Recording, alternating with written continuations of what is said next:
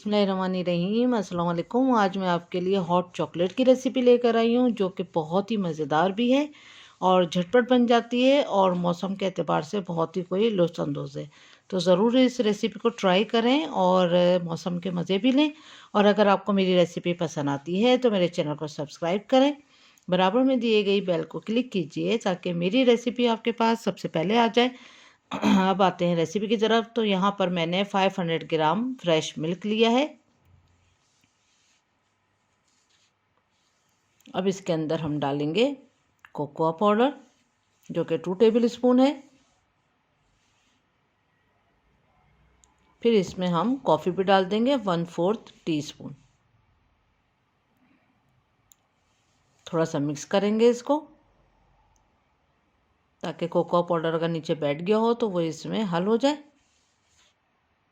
अब इसमें हम डालेंगे चीनी 2 टीस्पून। अब यहाँ पर हम डार्क चॉकलेट का इस्तेमाल करेंगे तो इसलिए हमने चीनी इसमें ऐड करी है।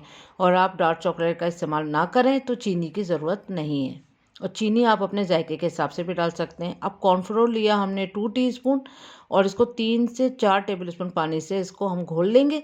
और कॉर्नफ्लोर डालने के बाद फिर हम 2 से 3 मिनट ही खाली पकाएंगे। यहाँ मैंने सिर्फ 2 से 3 टेबल स्पून में इसको अच्छे से मिक्स कर लेना है। बहुत अच्छी तरह से मिक्स करने के बाद फिर आते हैं हम इस तरफ। तो इसको देखें, आप देख सकते हैं ये अच्छे से मिक्स हो चुका है कोको पाउडर। अब इसमें हमने डाल दिया कॉर्नफ्लोर। अब इसको हम 2 से 3 मिनट कुक करेंगे। इसके बाद जब अच्छे से मिक्स हो जाए और हल्का सा गाढ़ा हो जाए, फिर हम इसमें डाल देंगे चॉकलेट, वो भी डार्क वाली। तो यहाँ मैंने आधा कप लिए।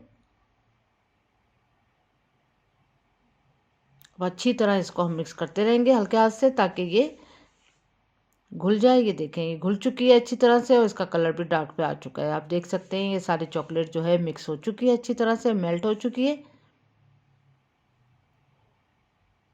उसके बाद 1 मिनट मज़ीद कुक करेंगे और हल्की आंच पे, और फिर इसको डिश आउट करेंगे। ये देखें, इतनी गाढ़ी है और उतनी ही लजीज है।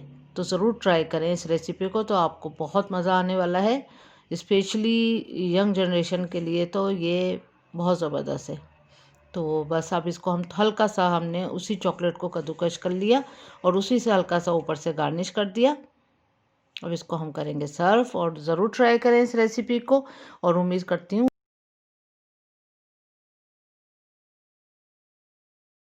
हाफिज़।